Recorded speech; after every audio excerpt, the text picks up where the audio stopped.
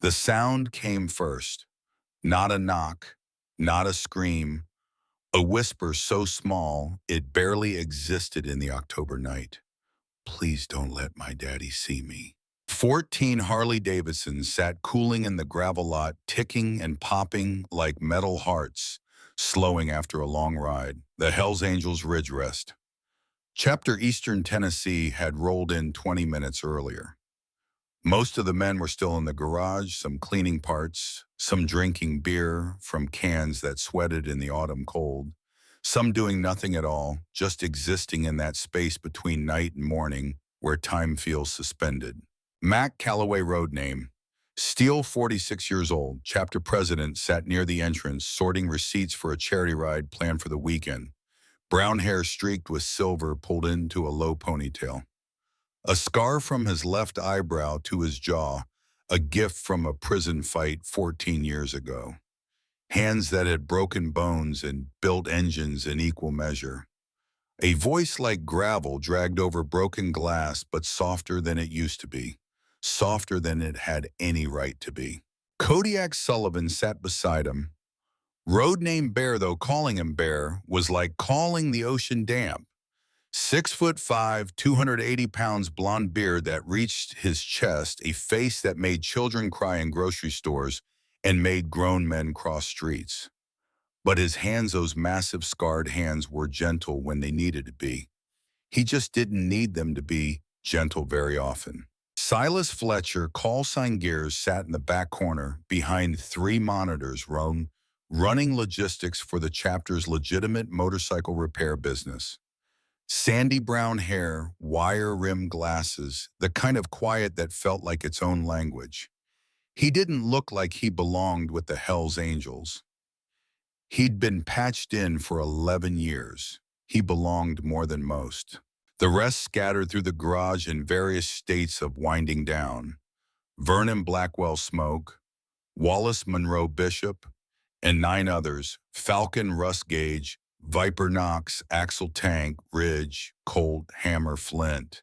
14 men, 14 histories written in scar tissue and felony records. 14 reasons the world had written them off as lost causes. Then the whisper came again. Please, I need help. Kodiak's hand went to his belt. Hammer stood up from where he'd been checking tire pressure. Every conversation stopped. Every head turned toward the half-open garage door. Steele held up one hand. Wait. He walked toward the door slowly. The way you move when you don't know what's on the other side. The way you move when instinct says danger, but curiosity says look anyway. What he found made him stop breathing. A girl, 5 years old, maybe younger. Blonde hair so tangled it looked like she'd been dragged through brambles. A thin pink nightgown, torn at the hem, stained with dirt and something darker. No shoes. Her feet were cut and bleeding, leaving small red prints on the concrete. She was shaking so hard her teeth clicked together in the cold. And she was holding a purple backpack covered in cartoon butterflies pressed against her chest, like it was the only thing keeping her alive. Her eyes were blue, enormous, completely empty of anything a child's eyes should hold. Please, she said again, and her voice cracked. Don't let my daddy see me. He's coming. He always finds me. Steele dropped to one knee. His leather vest creaked. His knees popped.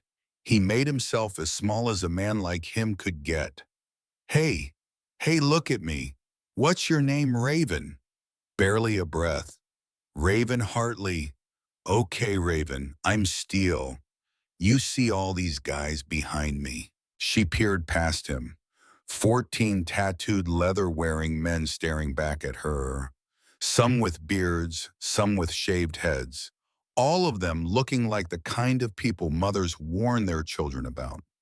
Yeah, every single one of them is going to make sure nobody hurts you. You understand you're safe now. Raven studied his face. She studied the scar. She studied his eyes like she was looking for something specific, some sign that would tell her whether to trust or run. Then she said something that knocked the air out of every man in that garage. Mama told me to find you. She said, find the men with the loud bikes. She said they look scary, but they fight the real monsters.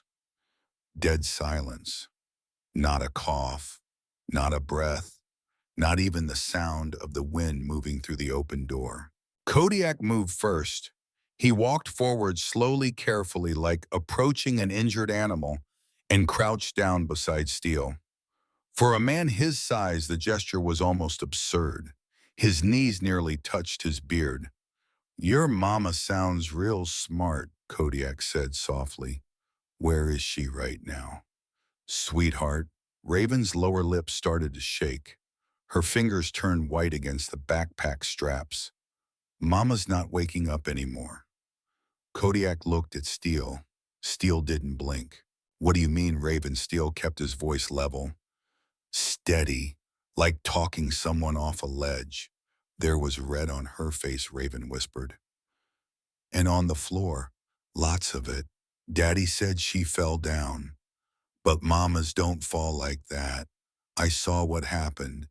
I was hiding. I saw. Nobody moved. Nobody spoke. The garage felt like a vacuum where sound went to die. Raven Steele said, and his voice was so quiet now that the men in the back couldn't hear him. What's in your backpack? Raven looked down at it, held it tighter. Then she looked back up at Steele, and her eyes, those enormous, empty blue eyes, suddenly showed something. Not fear, something worse. Purpose. A 5-year-old child with purpose in her eyes. Mama packed it. She said if anything bad happened, I take the bag and I don't stop. She said everything inside is important. She made me practice. Practice, Kodiak said. Practice leaving. At night, in the dark. Which way to walk. How to be quiet. She made me do it 3 times so I wouldn't forget. Steele felt something twist in his chest. This wasn't a child who had stumbled here by accident. This was a child who had been trained to escape, by a mother who knew escape would one day be necessary. Can we look inside? Steele asked. I promise we'll give it right back. Raven hesitated. She looked at Kodiak. She looked at the men behind them. Then she unzipped the backpack herself. I'll show you. Mama said I should be the one to show. The first thing she pulled out was a sealed Ziploc bag. Inside it was a cell phone, cracked screen, smeared with something dark, reddish brown. Mama's phone, Raven said. She told me it has voice things on it. People talking. She said the police need to hear them. She set it down carefully on the concrete. The second thing was a yellow envelope. Inside, 3 sheets of paper folded neatly, covered in careful handwriting. A letter. At the top, in block letters, to Mac Calloway, President, Hells Angels Ridge Rest, Chapter. Steele's hand froze, reaching for it. She knew my name. Raven nodded. Mama said she picked you special. She said you were the right one. The third thing made Kodiak stand up and take a step back. And Kodiak didn't step back from anything. A knife. Kitchen knife. Small. Serrated. The blade was covered in dried blood. Dark. Crusted. Unmistakable. Raven held it by the very tip of the handle, using only 2 fingers, the way someone had carefully, deliberately taught her. Mama said this is proof, Raven said. Her voice had gone flat, mechanical. She was reciting instructions. She said it has finger pictures on it. Fingerprints, Gears said from somewhere behind them. His voice was barely there. Yeah, those. She said don't touch the sharp part. Don't touch the red part. Just hold the end. Steele's jaw was clenched so tight his teeth ached. That's real good, Raven. You did exactly right. Is there anything else? Raven reached into the bottom of the backpack. Her small hand came out holding something, wrapped in a Disney princess handkerchief. Faded, washed 100 times.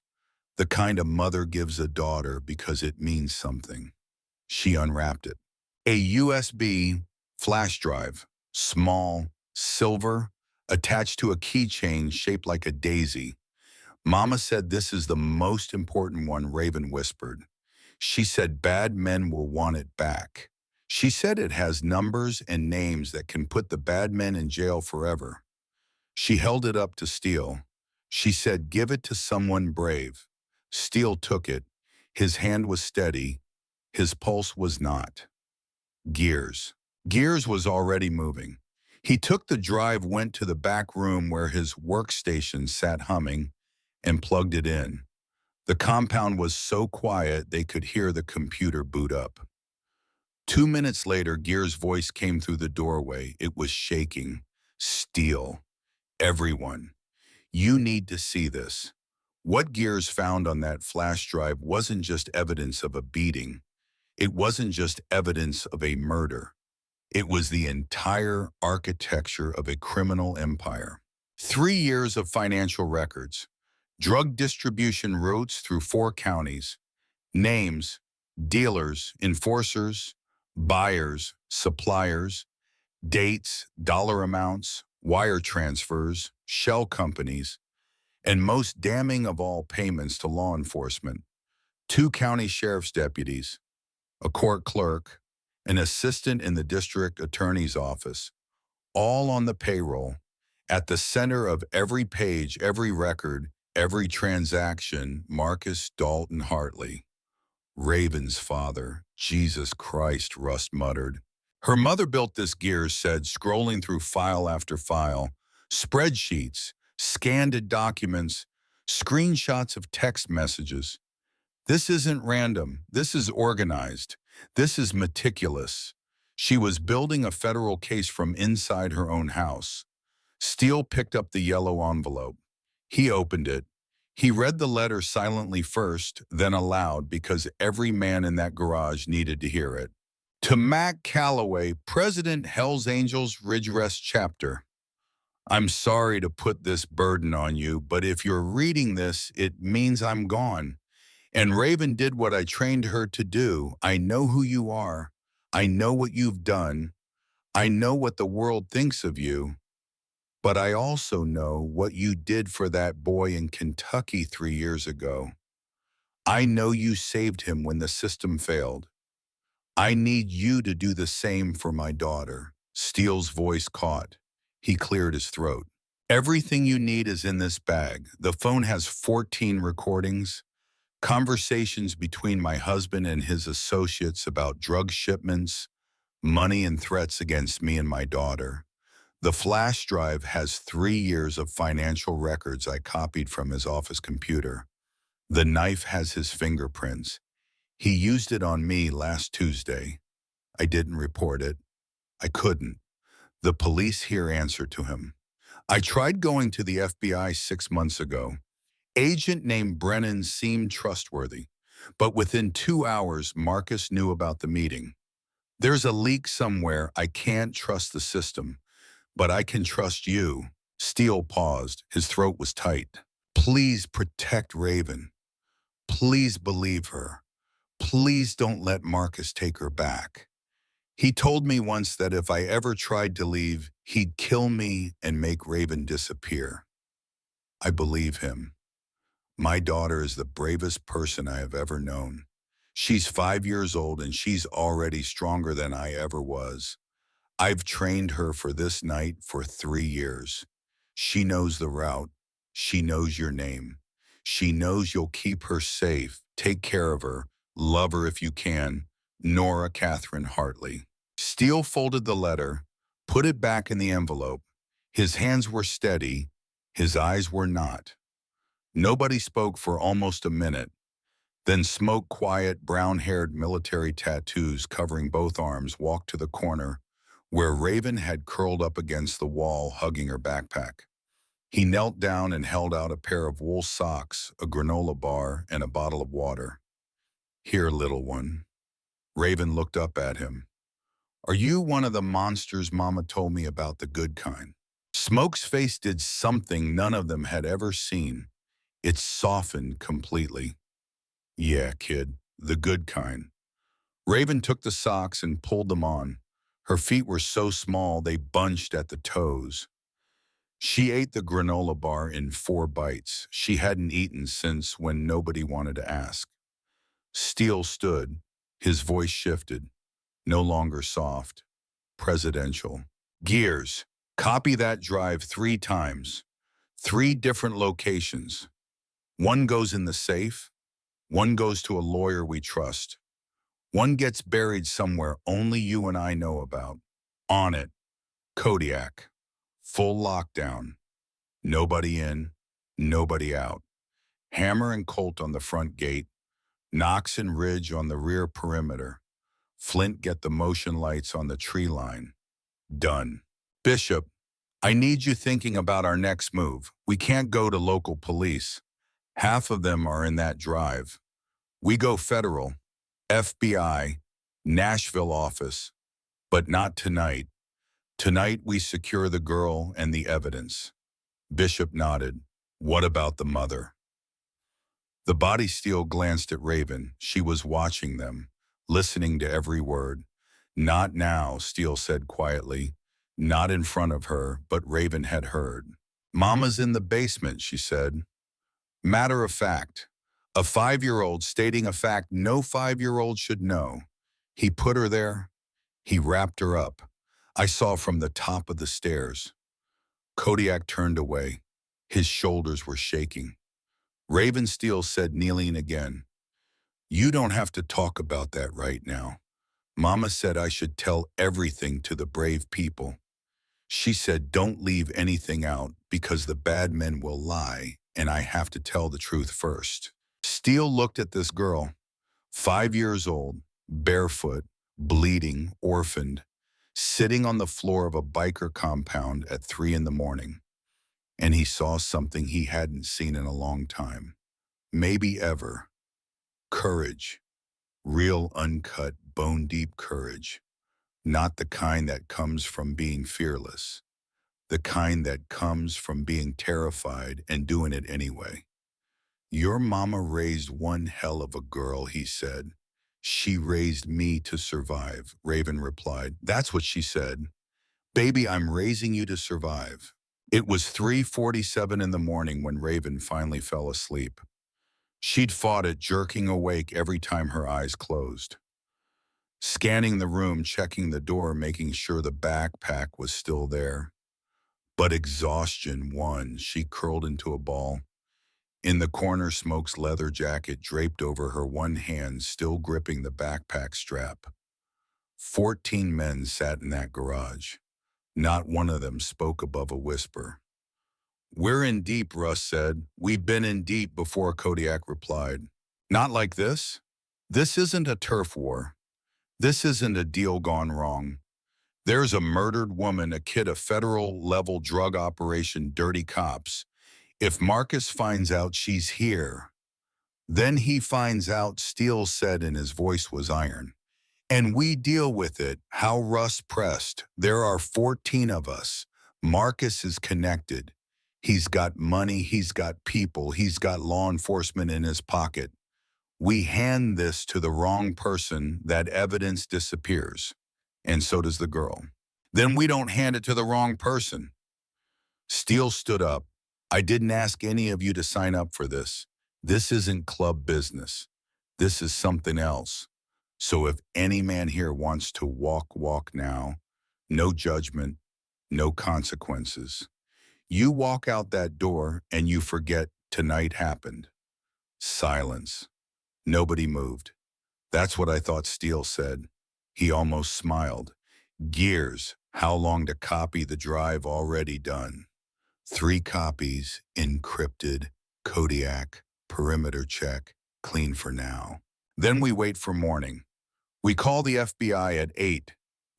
Hammer's voice crackled over the radio.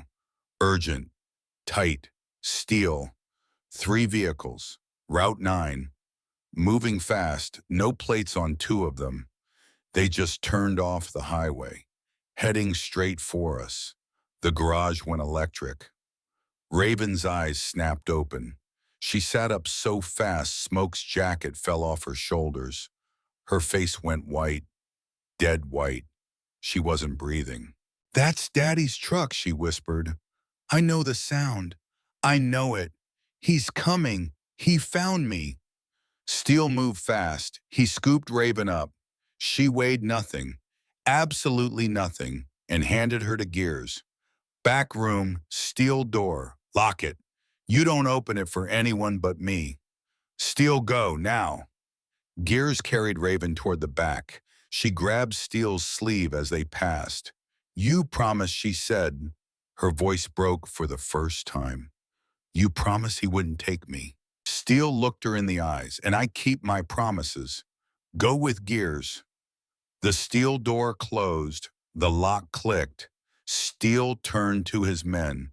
Every one of them was already on their feet, already moving into position, already becoming what the world had always accused them of being. "Nobody touches the girl," Steele said. "Nobody gets past us. Whatever happens out there, that kid walks out of here tomorrow morning." "Understood, understood." 14 voices said as one. Kodiak cracked his neck. Smoke pulled on his gloves. Hammer and Colt took positions at the gate. Knock and Ridge looped around to flank from the rear. The rest spread out in a formation that looked instinctive but was anything but. The headlights hit the compound fence. 3 vehicles, a black pickup truck, 2 dark sedans. They stopped engines running. The truck door opened. Marcus Hartley stepped out, 34 years old, sandy blonde hair, athletic build, the kind of face you'd see at a PTA meeting, a church fundraiser, a neighborhood barbecue. The kind of man who smiled at everyone and meant none of it. But tonight the mask was gone. His eyes were wooled. His shirt was stained, not blood, sweat, panic, fury. In his right hand he held a pistol. "Where is she?" Marcus screamed into the night. "Where's my daughter?" 2 men emerged from the sedans behind him. They didn't scream. They didn't stumble.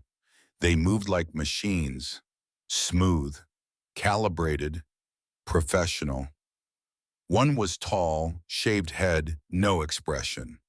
The other was stocky brown hair, a windbreaker that did nothing to hide the weapon underneath. These weren't angry fathers or local thugs.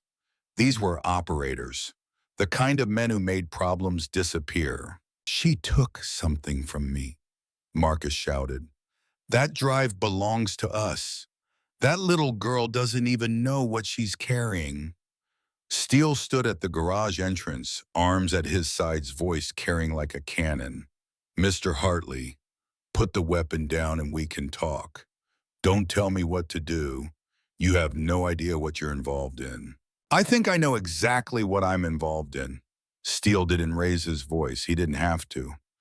"I know about the drive, I know about Nora, and I know about every name on that ledger." Marcus's face changed. The rage was still there, but underneath it, something shifted. Fear, raw animal fear. "You don't. You can't." The tall man from the sedan spoke. His voice was flat, dead, no accent, no emotion. "Hartley, you said this was contained. It is. She's 5. She doesn't understand." She walked to a motorcycle compound in the middle of the night carrying 3 years of operational records. "That's not contained. That's a liability." Marcus turned back to Steele. "Just give me the kid in the drive. Please, you don't know what these people will do. To you, to her, to everyone." "Nobody's handing you anything," Kodiak said, stepping into the light. In the floodlights, he looked like a wall with a pulse. "You're making a mistake," Marcus's voice cracked. "A huge mistake. That drive goes public, people die. Not just me, everyone connected. They'll burn this whole county. Then they'll have to burn through us first," Steele said. The tall man raised his weapon, pointed it directly at Steele's chest. Last chance, the drive, the phone, and the girl, or we take them, silence. 3 seconds, 5 seconds. Steele didn't move. Raven was right about one thing he said quietly. Her mama sent her to the right place. Then it happened. Fast, coordinated, brutal. Hammer and Colt moved from the gate silent, covering the angles. Knox and Ridge appeared from behind the sedans like ghosts. Kodiak charged the tall man. Not ran, charged. 280 pounds of fury moving at a speed that shouldn't have been physically possible. The tall man fired one shot, missed, didn't get a second chance. Kodiak hit him like a truck hitting a telephone pole. They went down together. Kodiak came up. The tall man didn't. Marcus raised his pistol. His hand was shaking so badly the barrel waved in circles. Stay back.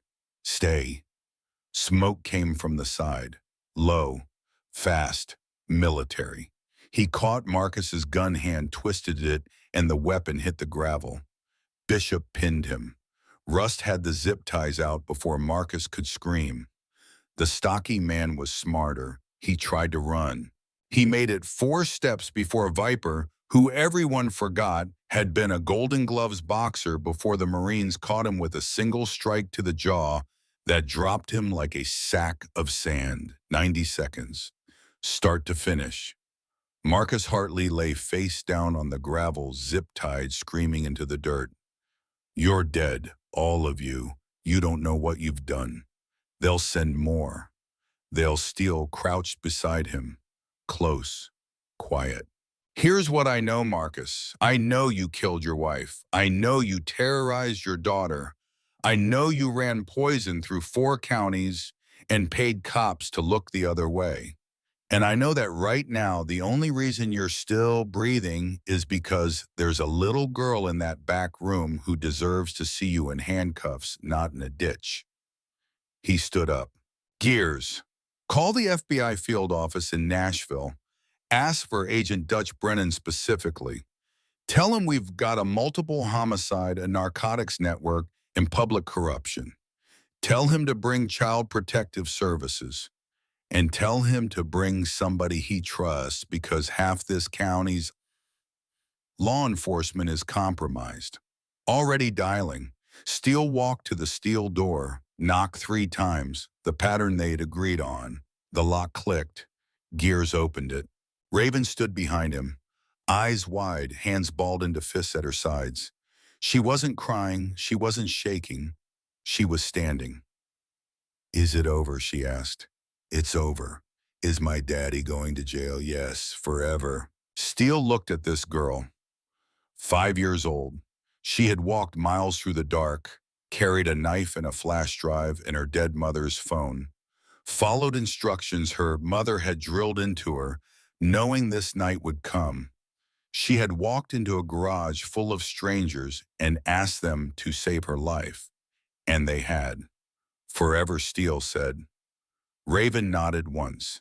Then she picked up her purple backpack, zipped it closed, and held it against her chest. Can I have my backpack now? It's yours, sweetheart.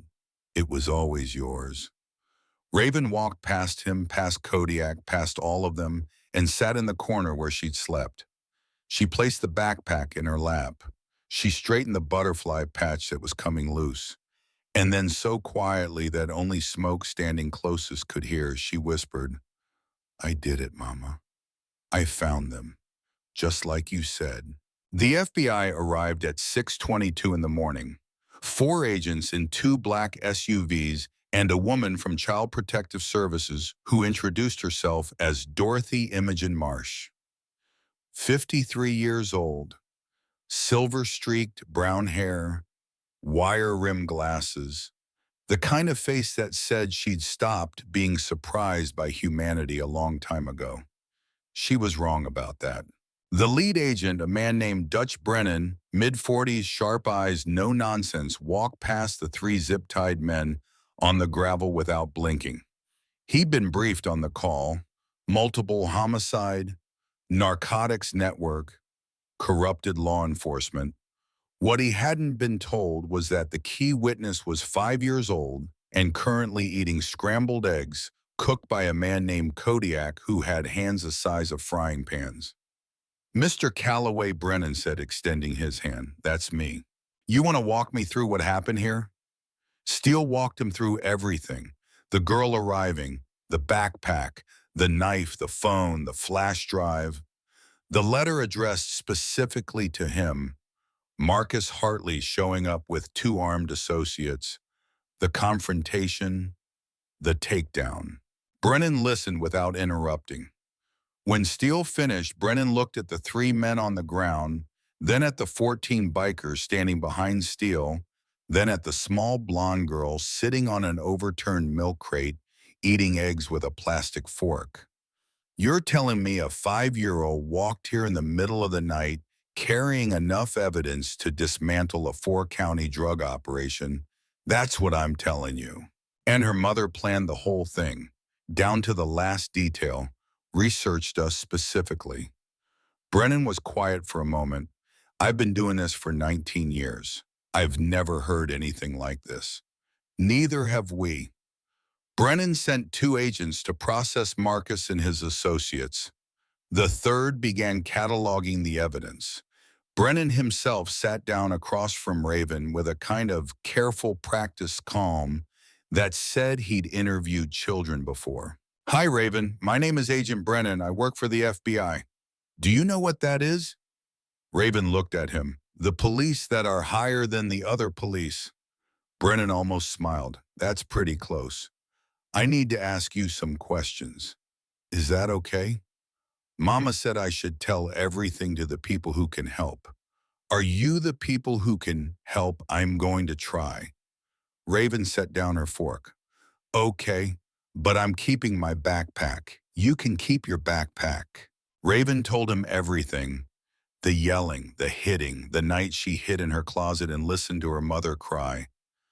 The night she heard the worst sound, not a scream, not a crash, silence. A silence that came after sound and didn't end. She told him about crawling to the top of the stairs and seeing her father dragging something wrapped in a sheet toward the basement door. She told him about her mother's instructions. The bail, the road, the white line on the road, the men with the loud bikes, the specific name Matt Calloway. She told it all in a flat, steady voice, the voice of a child who had rehearsed this, who had been prepared for this moment by a mother who knew she might not be there to do it herself. Brennan recorded every word. When Raven finished, he looked at Steele with an expression that had nothing professional about it. It was just raw human shock. We'll need the original flash drive, the phone, and the knife for evidence, Brennan said. The copies your man made will need those locations too. You'll get everything Steele said, but I need something from you first. What's that? Tell me the people on that drive. The deputies, the DA's clerk. Tell me none of them are going to walk. Brennan held his gaze. I can't make promises, but I can tell you that what's on that drive is the biggest break we've had in this region in a decade. Nobody's walking. He paused, his voice dropped lower. And still there's something else. The letter mentioned that Nora met with me 6 months ago. She was right. Marcus knew about it within 2 hours. We have a leak in the Nashville field office. I need you to keep copies of everything secure. Don't trust anyone but me until we root out whoever's dirty. Steele nodded, already done. And the girl Brennan looked at Dorothy Marsh, who had been standing nearby watching writing notes. That's her department. Dorothy Marsh sat down at the plywood table across from Steele after the FBI had cleared out with Marcus Hartley and his associates in custody. Her pen was poised over a legal pad. Her face was professional, neutral, the kind of neutral that came from decades of making decisions that shattered lives. Mr. Calloway, let me be direct with you. I'd prefer it. Raven Hartley has no immediate family available. Her mother is deceased. Her father is in federal custody. Her maternal aunt lives in Oregon, but has an active substance abuse record and is ineligible for emergency placement. Her paternal relatives are either named on that flash drive or associated with individuals who are. Raven's maternal grandmother passed away 2 years ago. So what happens to her? She enters the foster care system. I'll find an emergency placement within 48 hours, somewhere safe, stable, with a license number. Dorothy stopped writing. Excuse me, she's not going into the system. She stays here. Dorothy Marsh set her pen down. She looked at Steele. She looked at the compound around them. She looked at the 14 men in leather who were very clearly listening to every word even though they were pretending not to. Mr. Calloway, you are the president of the Hells Angels Motorcycle Club. You have a criminal record that includes felony assault and narcotics possession. You live in a compound that until 12 hours ago was being used for activities I probably don't want to know about. And you're asking me to leave a traumatized 5-year-old child in your care. I'm not asking. Then let me be clear about something. This isn't a negotiation. The state of Tennessee has protocols. The state of Tennessee had 2 sheriff's deputies on a drug dealer's payroll, Steele said. His voice didn't rise. It got quieter, which was worse. The state of Tennessee let Marcus Hartley beat his wife for 3 years, and nobody knocked on the door. The state's protocols failed this girl at every level. We didn't. Dorothy opened her mouth, closed it. From across the room, Raven's voice carried.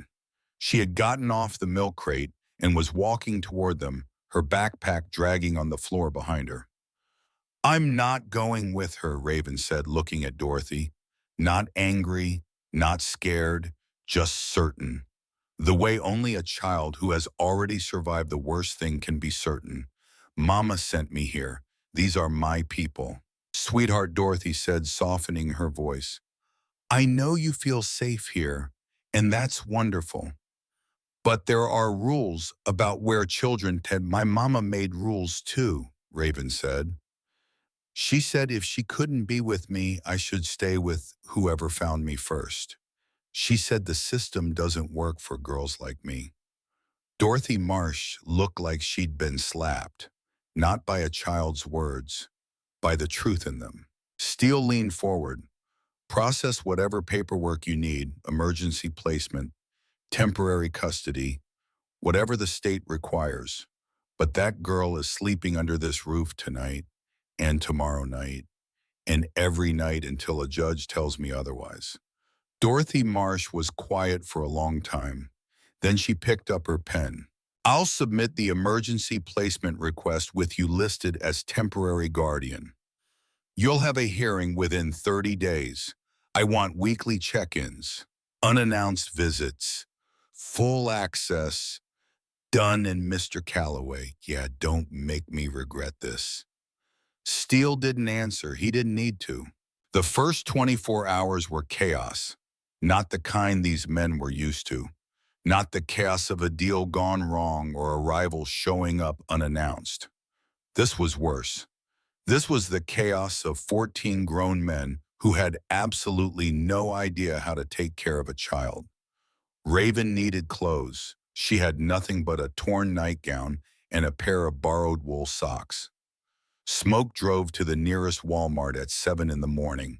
He called Kodiak from the girls' section. What size is she? How would I know she's small? They've got size with numbers and sizes with ages. Which do I use? Get both. Get everything. Smoke came back with 4 bags.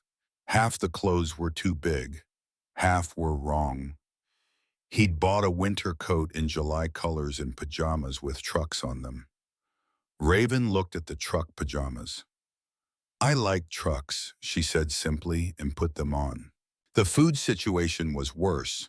Kodiak, who had made the scrambled eggs, was the only one who could cook anything more complicated than toast. By noon, the compound's kitchen, a hot plate, a mini fridge, and a microwave was buried under takeout menus and empty cereal boxes. She needs vegetables, Bishop said.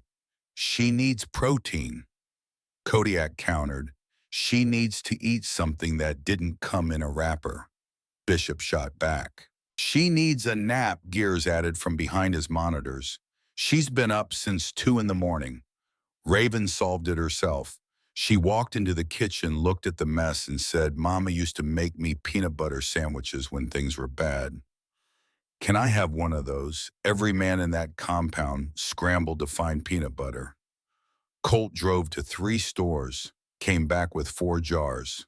Raven ate half a sandwich, drank a glass of milk, and fell asleep on the pile of shop rags she'd chosen the night before. She wouldn't sleep anywhere else. She wouldn't let go of the backpack. At 2:15 that afternoon, while Raven slept, Steele called a meeting.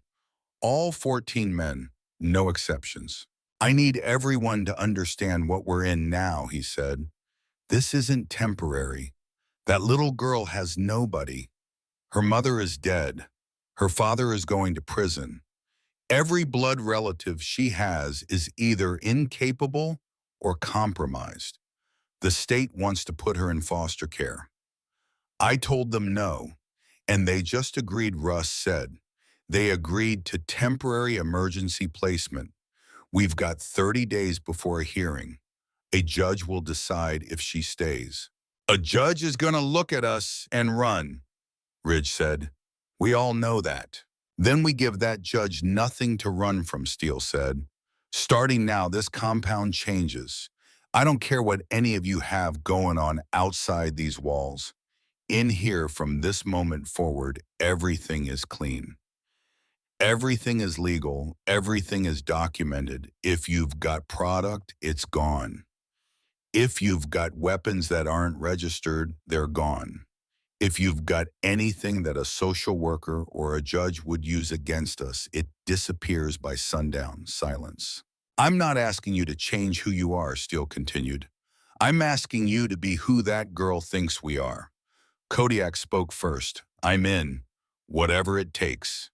In Smoke said, in Bishop said. One by one around the room, 14 voices, no hesitation. Then let's get to work. By sundown, the compound was unrecognizable. Not physically, it was still a converted auto shop on the edge of Route 9. But everything that couldn't survive a surprise inspection was gone. Gears scrubbed the digital records. Kodiak organized the storage rooms. Smoke and Hammer child-proofed every surface they could find. Locking cabinets, covering outlets, padding sharp corners. They did it badly. They did it with duct tape and pool noodles and zip ties. But they did it. Russ found a children's bed at a thrift store. Small, wooden, painted white. He carried it in on his back and set it up in the cleanest corner of the main room. She needs a real bed, he said. Gruff, not looking at anyone. Can't sleep on rags. Bishop found bed sheets with stars on them. Axel found a pillow. Flint found a nightlight shaped like a moon at a dollar store and plugged it in next to the bed. When Raven woke up from her nap and saw it, she stood completely still. Is that for me? Yes, sweetheart, Steele said. That's yours. I've never had my own bed before. She said it like she was telling them the weather. I slept with Mama. Daddy said I didn't need my own. Nobody responded. Nobody could. Raven walked to the bed, climbed onto it, sat cross-legged with her backpack in her lap. She ran her hand over the star-patterned sheets. Mama would have liked these, she whispered. The first real crisis hit at 2:14 in the morning. Day 2, almost exactly 24 hours after Raven had first appeared. She screamed. Not a child's nightmare scream, not the kind that fades when a light turns on. This was a sound that came from somewhere deeper than sleep, a sound that every man in that compound felt in his chest. Kodiak reached her first. He'd been sleeping, if you could call it that, in a chair 6 feet away. He was beside the bed in 2 seconds. Raven was sitting upright, eyes open but not seeing, rigid, frozen. Her hands were gripping the sheets so hard her knuckles had turned white. She wasn't breathing right. Short, shallow gasps that sounded like she was choking on air. Raven, look at me. She didn't respond, didn't blink, stared straight ahead at something only she could see. Steele Kodiak shouted. Steele was there in seconds. Then Bishop. Then smoke. Then every man in the compound stumbling out of sleeping bags, half awake, terrified. She's dissociating, Bishop said quietly. He recognized it. He'd seen it in veterans, in abuse survivors, in people whose minds had decided that reality was too dangerous to stay in. What do we do? Kodiak's voice was desperate. This massive man, this mountain looking helpless, beside a 5-year-old girl who had gone somewhere none of them could reach. Don't touch her suddenly, Bishop said. Talk to her gently. Give her something real to focus on. Kodiak knelt beside the bed. He didn't touch her. He put his hand on the mattress where she could see it. Raven, it's Kodiak, Uncle Kodiak. You're in the compound. You're safe. Your backpack is right here. Feel the sheets. Those are the star sheets. Russ brought them. Remember nothing. 10 seconds. 20. Then Raven blinked. Once. Twice. Her eyes focused. She saw Kodiak. She saw his hand. She grabbed his index finger. Just his index finger, because that was all her small hand could hold. And she held on like it was the only thing connecting her to the world. He was in my dream, she whispered. Daddy was in my dream. He was wrapping Mama up, and then he came for me. He can't come for you, Kodiak said. He's locked up. Federal agents have him. He's never getting out.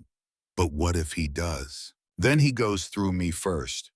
And you know what? Nobody goes through me. Raven almost smiled. Almost. Because you're the biggest monster. The biggest in the whole state. Promise you won't leave. Kodiak settled his huge frame onto the floor beside her bed. The floorboards groaned. He leaned his back against the wall and kept his finger extended where she could hold it. I'm right here. I'm not going anywhere, not tonight, not tomorrow, not ever. Raven's grip loosened. Her breathing slowed. Her eyes closed. She fell asleep holding Kodiak's finger. Kodiak didn't move until morning. 7 hours on a concrete floor. His back would ache for 3 days. He didn't care. He didn't care even a little. When Steele found them at dawn, Raven asleep in her star bed, Kodiak asleep on the floor with one arm extended up like a bridge to her small hand, he stood in the doorway for a long time. Then he walked away, made coffee, and called a child psychologist. Her name was Dr. Rebecca Sloan. She worked out of Nashville, specialized in childhood trauma. She agreed to see Raven, though her voice carried skepticism when Steele described the living situation. A motorcycle club compound, she repeated. That's correct. Mr. Calloway, I've worked with children in unconventional placements before. Group homes, shelters, extended family situations that were far from ideal. But this is new. We're all figuring it out as we go, Doc. But that girl needs help that we don't know how to give. We can keep her safe. We can keep her fed. But the nightmares, the freezing up, the way she talks about her mother like she's reading a script. We're out of our depth. Dr. Sloan was quiet for a moment. Bring her in Thursday. And Mr. Calloway, bring whoever she's most attached to. Thursday came. 14 bikers loaded into a convoy and drove 45 minutes to Nashville. 14. Because when Steele had asked who wanted to come, every hand went up, and he didn't have the heart to say no. They arrived at Dr. Sloan's office, a small practice in a quiet medical building, and attempted to fit into a waiting room designed for 6. It didn't work. Bikers spilled into the hallway. Kodiak knocked over a magazine rack. Smoke accidentally sat on a child's toy that made a loud squeaking sound and nearly jumped out of his skin. Dr. Sloan came out, looked at the hallway full of leather and tattoos, and said, "Only two can come in. Raven picks. Raven picks Steele and Kodiak, no hesitation." Inside, Dr. Sloan spent the first 10 minutes just talking to Raven.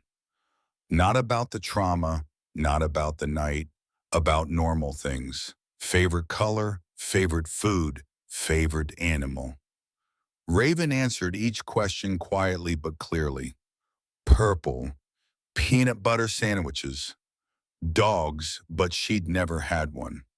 Then Dr. Sloan asked the question that changed the temperature of the room. Raven, can you tell me about your mama? Raven's whole body shifted. She sat up straighter. Her hands found the backpack straps. Mama was the smartest person ever. She knew Daddy was bad before anyone else did.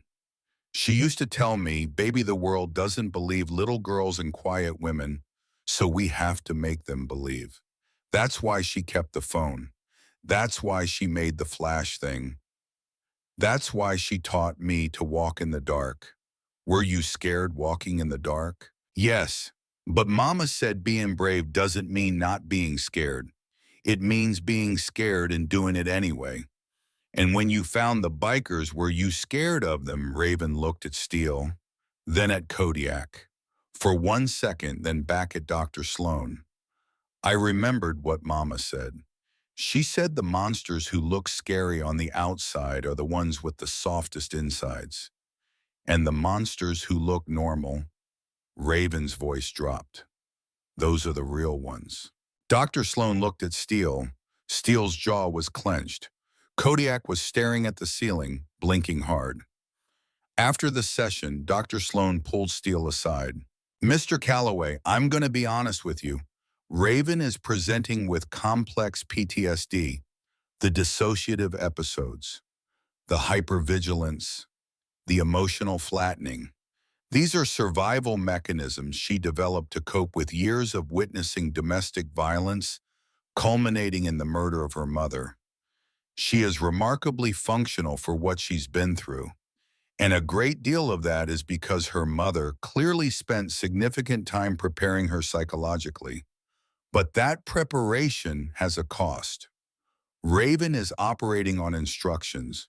She's executing a plan her mother gave her. At some point, the plan will run out. And when it does, she's going to need the people around her to catch her. What do? You keep doing what you're doing. Consistency, presence, safety. I'll work with her on processing the trauma, but the foundation, the feeling that she's not alone, that comes from you. All of you, we're not going anywhere. I believe you." And that's the first time I've said that to a placement family in a very long time. They drove home in silence. Raven fell asleep in Kodiak's truck, her head against his arm, her backpack in her lap. Back at the compound, Steele gathered the men. Dr. Sloan says Raven has something called complex PTSD. She's going to have good days and bad days. She might push us away. She might test us to see if we leave. She might act like everything's fine and then fall apart without warning. Our job is simple. We stay every time, no matter what. "What about the hearing?" Rust asked. 30 days, Steele. The judge is going to take one look at us, then we give the judge a reason to look twice. Steele looked around the room. At Kodiak, who'd slept on a concrete floor to hold a little girl's hand. At Smoke, who'd driven to 3 stores for peanut butter. At Bishop, who'd recognized a trauma response that trained professionals missed. At Rust, who'd carried a bed on his back. At Gears, who'd encrypted evidence to protect a child he'd known for 3 hours. At every one of them, we become the men she already believes we are. The next 14 days were the hardest any of them had ever lived. Harder than prison, harder than the streets. Because this was a different kind of fight, a fight against habit, against history, against every instinct that had kept them alive in a world that had no use for gentleness. They learned to braid hair. Kodiak watched 17 YouTube tutorials and practiced on rope until his fingers bled. The first time he braided Raven's hair, it was crooked and loose and fell apart in 20 minutes. Raven looked in the mirror and said, "It's the most beautiful braid in the whole world." Kodiak had to leave the room. They learned bedtime stories. Smoke read to her every night. He did voices, bad ones, ridiculous ones, voices that made Raven giggle so hard she snorted. He read the same book 11 nights in a row because Raven asked for it and he couldn't say no. He could bench press 350, but he could not say no to a 5-year-old. They learned meals. Bishop taught himself to cook from a cookbook he found at a gas station. His first attempt at mac and cheese was inedible. His second was barely edible. His third made Raven say, "This is almost as good as Mama's." Bishop treated that almost like a medal of honor.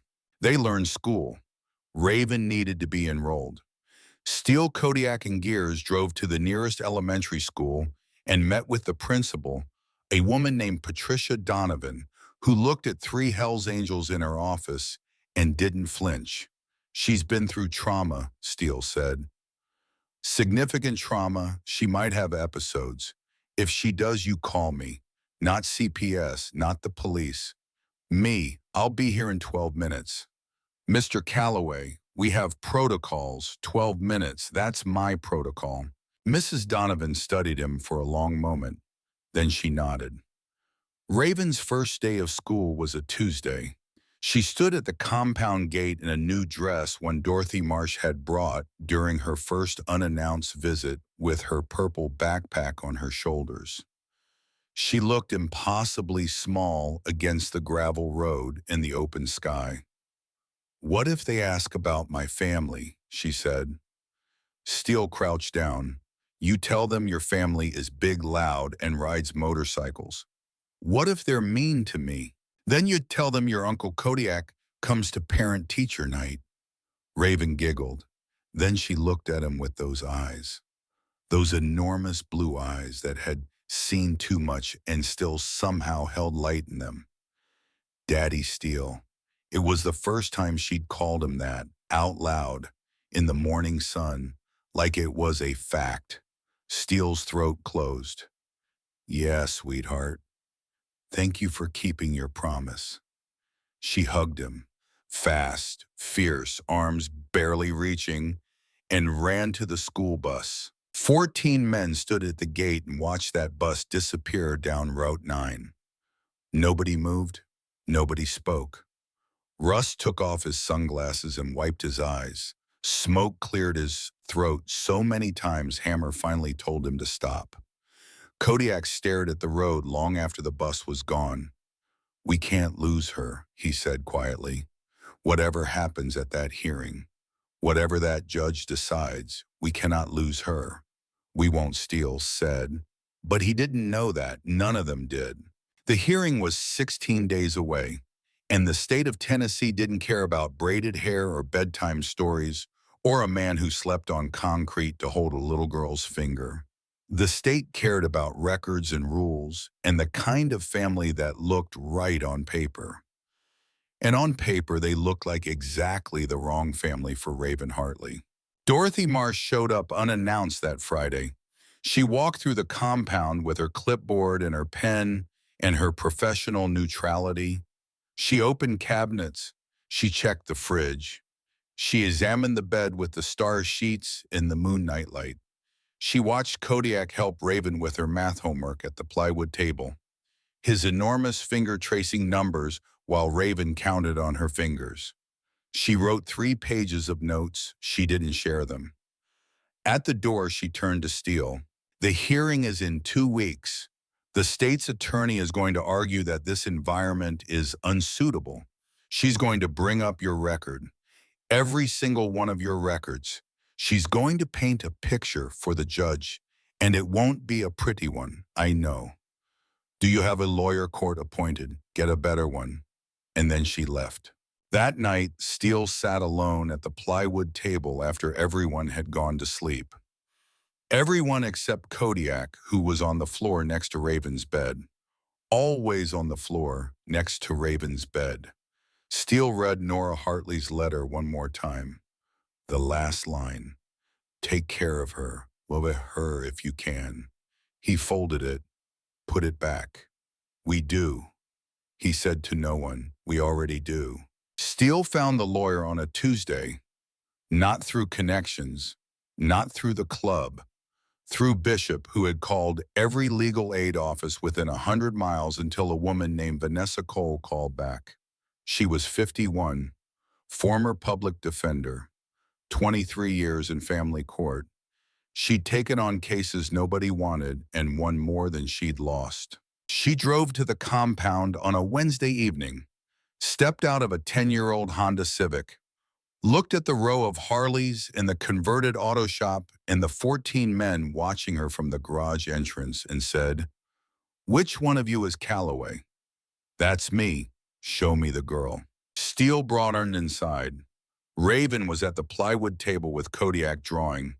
She'd been drawing every day since Dr. Sloan had suggested it as a way to process her feelings. Most of the drawings were the same. Stick figures on motorcycles arranged in a circle around one smaller figure with yellow hair. Sometimes there was a cloud at the top with a woman in it. Sometimes there wasn't. Vanessa sat down across from Raven. She didn't introduce herself as a lawyer. She didn't explain why she was there. She just looked at the drawing. "That's a lot of motorcycles," she said. "That's my family." Raven replied without looking up. "This one is Uncle Kodiak. I made him the biggest because he is the biggest." "Who's the one in the middle?" "That's me." "And who's that?" Vanessa pointed to the cloud. Raven's crayon stopped. "That's Mama. She watches from up there." Vanessa nodded. "She must be very proud of you." Raven finally looked up. "Are you here to take me away?" "No, sweetheart.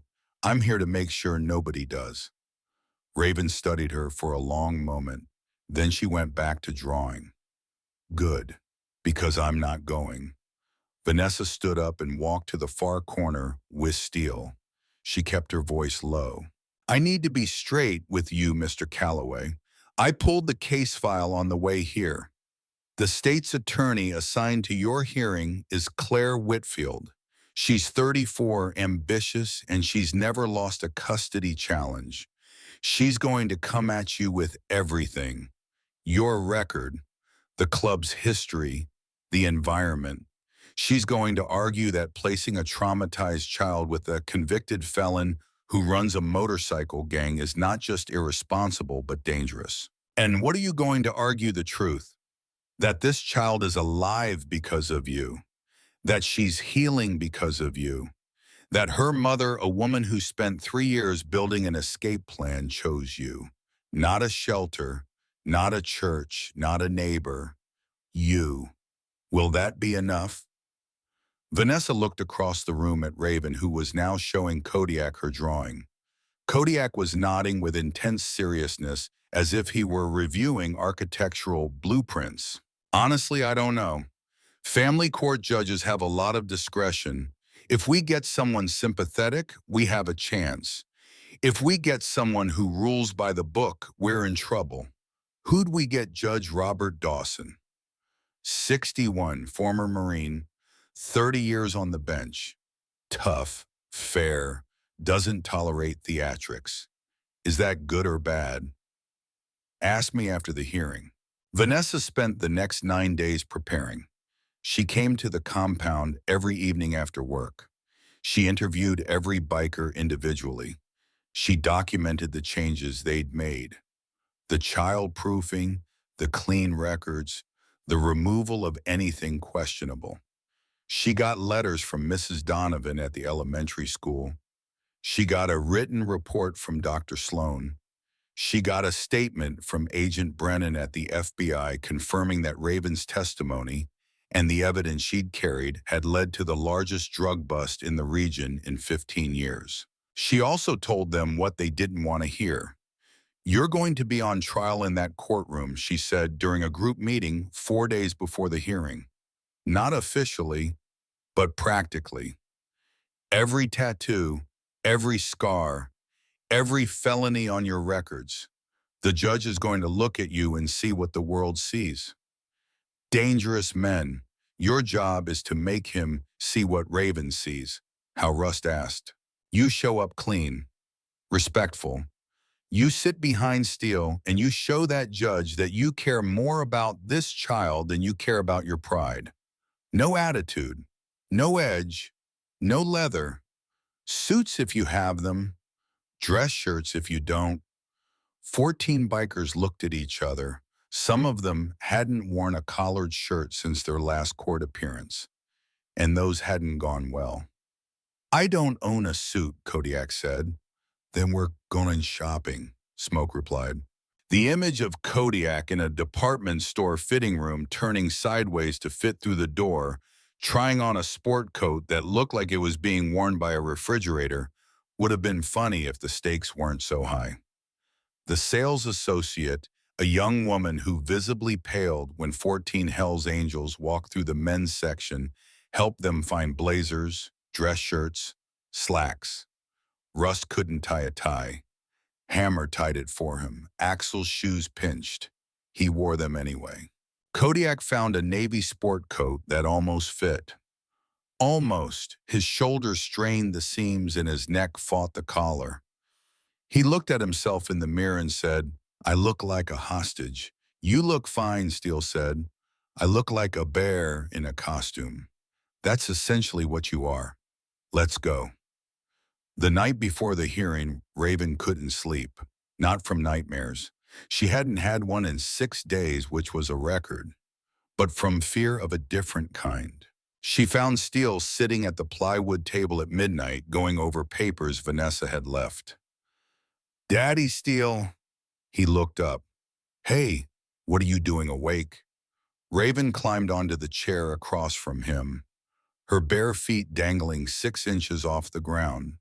She was wearing the truck pajamas, and her hair was in 2 braids Kodiak had spent 40 minutes perfecting before bed. "If the judge says no, where do I go?"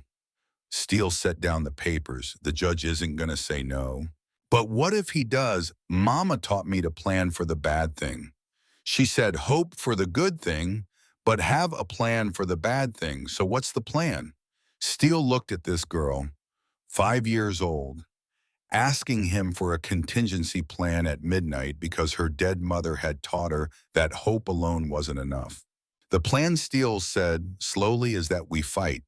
If the judge says no tomorrow, we appeal. If the appeal says no, we appeal again. We get a better lawyer. We get more evidence. We get more people to stand up for you. And we keep fighting until someone with the power to say yes finally says it. What if they never say yes?" Steele reached across the table and took her hand, his scarred, calloused hands swallowing her tiny fingers. "Then I will park my motorcycle outside whatever house they put you in, and I will sit there every single day until they change their mind. And Kodiak will be right next to me, and Smoke, and Bishop, and every single one of your uncles. We will not disappear, Raven. We will not get tired. We will not give up. That's not what this family does." Raven squeezed his hand. "Promise, have I ever broken a promise to you? No. Then you know what my promises are worth." Raven nodded. She slid off the chair, walked around the table, and climbed into Steele's lap. She pressed her face against his chest. "I'm scared," she whispered. "Not the monster kind of scared. The losing everything kind of scared." Steele put his arms around her. "Me too, sweetheart.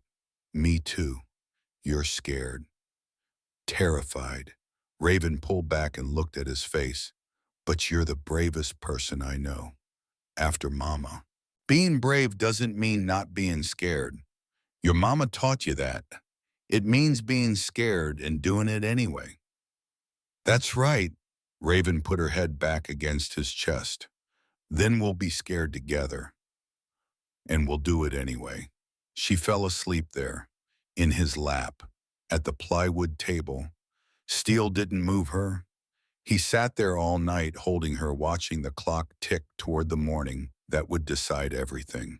The courthouse was a two-story brick building in downtown Ridgerest. Family Courtroom 204. The hearing was set for 10 in the morning. They arrived at 9:15. 14 men in ill-fitting suits and dress shirts and borrowed ties. Kodiak's sport coat had already split along the back seam. Rust had switched his tie 3 times in the parking lot. Smoke kept pulling at his collar like it was strangling him. Raven walked between Steele and Kodiak, holding each of their hands. She was wearing a blue dress that Dorothy Marsh had brought specifically for this day, and white shoes that she'd picked out herself. Her hair was in 2 perfect braids, Kodiak's best work yet. She carried her purple backpack. "You don't need to bring that," Steele had said that morning. "Yes, I do," Raven had replied. "Mama's in there." He didn't argue. The courtroom was smaller than expected. 2 tables facing the bench, a gallery with 6 rows of seats. The state's attorney, Claire Whitfield, was already at her table. Sharp suit, sharp eyes, a stack of files 3 inches thick. She looked at the bikers filing into the gallery, and her expression didn't change. She'd done her homework. Vanessa Cole sat at the defense table. She looked calm. Steele sat next to her. He didn't look calm. Dorothy Marsh sat in the front row of the gallery just behind Steele. Her face was unreadable. Judge Robert Dawson entered at 10:02. He was exactly what Vanessa had described. Tall, lean, gray hair, military posture. A face that suggested he'd heard every lie ever told in a courtroom and wasn't interested in hearing more. "This is a custody hearing regarding the minor child Raven Hartley, currently in temporary emergency placement with Matt Calloway. The state has filed an objection to permanent custody. Miss Whitfield, you may proceed." Claire Whitfield stood. She was polished, professional, and she was devastating. "Your Honor, the state's position is simple. Raven Hartley is a traumatized child who requires a stable, nurturing environment with qualified caregivers. Mr. Calloway is the president of the Hells Angels Motorcycle Club. He has felony convictions, including assault and narcotics possession. The individuals comprising his household, if we can call it that, collectively have over 40 felony charges on their records. This is not a home. It is a compound. And it is not a family. It is a criminal organization." She opened her files. "The state has identified 3 licensed foster families in the region who are qualified and willing to accept Raven. Each has a clean record, a stable income, experience with traumatized children. Any one of these options represents a safer, more appropriate environment than what Mr. Calloway is offering." Vanessa stood. "Your Honor, may I respond?" "Go ahead." "The state's argument looks perfect on paper. Licensed families, clean records, stable homes. But Raven Hartley's life has never been about what looks perfect on paper. Her father looking perfect on paper. He coached Little League. He attended church. He smiled at neighbors. On paper, Marcus Hartley was a model citizen. In reality, he was a drug trafficker who beat his wife for 3 years and murdered her in front of their daughter. Claire objected. The characterization of the defendant sustained. "Miss Cole, stick to the custody matter." "Yes, Your Honor. My point is this.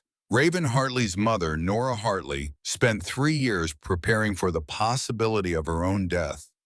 She built an evidence file. She trained her daughter to escape. And she chose deliberately, specifically, where to send her daughter if the worst happened. She didn't choose a licensed foster family. She didn't choose a neighbor or a relative. She chose the Hells Angels because Nora Hartley understood something the state doesn't. That safety isn't about what looks right, it's about what is right. Your Honor, Claire interjected, the wishes of a deceased parent, however sympathetic, do not override the state's responsibility to ensure a child's welfare. They don't. Vanessa agreed. But the child's welfare should be evaluated based on outcomes, not optics. And the outcomes in this case are remarkable. Vanessa presented her evidence. Dr. Sloan's report documenting Raven's psychological progress. Significant reduction in dissociative episodes. Improved emotional regulation. Healthy attachment formation. Mrs. Donovan's letter confirming Raven's school performance. Perfect attendance. Above average grades. Positive social interactions.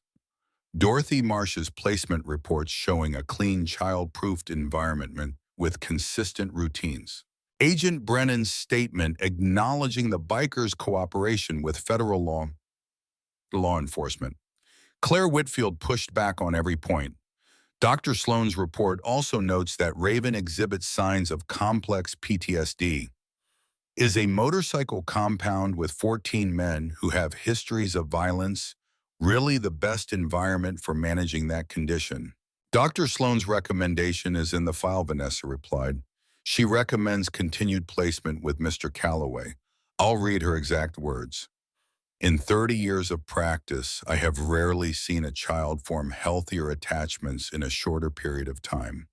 The consistency, presence, and emotional investment of this group is exceptional. Exceptional for criminals, perhaps. Exceptional for anyone. Your Honor, Claire said, I'd like to call Dorothy Marsh. Dorothy took the stand. Claire questioned her first. Miss Marsh, in your professional opinion, is the Hells Angels compound a suitable long-term environment for a child? Dorothy paused. Every biker in the gallery held their breath. 3 months ago, I would have said absolutely not. I went in expecting the worst. I prepared removal paperwork before my first visit, and now I've conducted 12 unannounced visits over the course of 3 months. I've observed consistent meal routines, supervised homework sessions, regular therapy appointments, and a bedtime routine that frankly puts most traditional homes to shame. Dorothy looked at the gallery, at Smoke, who was staring at his borrowed shoes, at Kodiak, whose sport coat was held together by a safety pin rust had stuck in the seam 20 minutes ago. These men child-proofed their compound with duct tape and pool noodles because they didn't know how else to do it.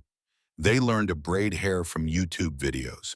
One of them reads the same bedtime story every night because Raven asked for it and he won't say no. She looked back at the judge. These men restructured their entire lives around this child. I've placed hundreds of children in my career. I can count on one hand the placements where I've seen this level of dedication. Claire pressed harder. Miss Marsh's dedication doesn't erase criminal records. These men have been convicted of assault drug charges, weapons violations. How can you guarantee Raven's safety in that environment? I can't guarantee anything, Miss Whitfield. Nobody can. But I can tell you that Raven Hartley came to these men barefoot and bleeding in at 2 in the morning, and they have not let her down once. Not once. Every meal, every nightmare, every school morning, every doctor's appointment, every time she's needed them, they've been there. Can you guarantee that your licensed foster families would do the same? Claire didn't answer. Judge Dawson looked at Steele. Mr. Calloway, I'd like to hear from you. Why should this court grant you permanent custody of this child? Steele stood. He gripped the edge of the table. His knuckles were white. Your Honor, I'm not going to stand here and pretend I'm something I'm not. I have a record. The men behind me have records. We've done things we're not proud of.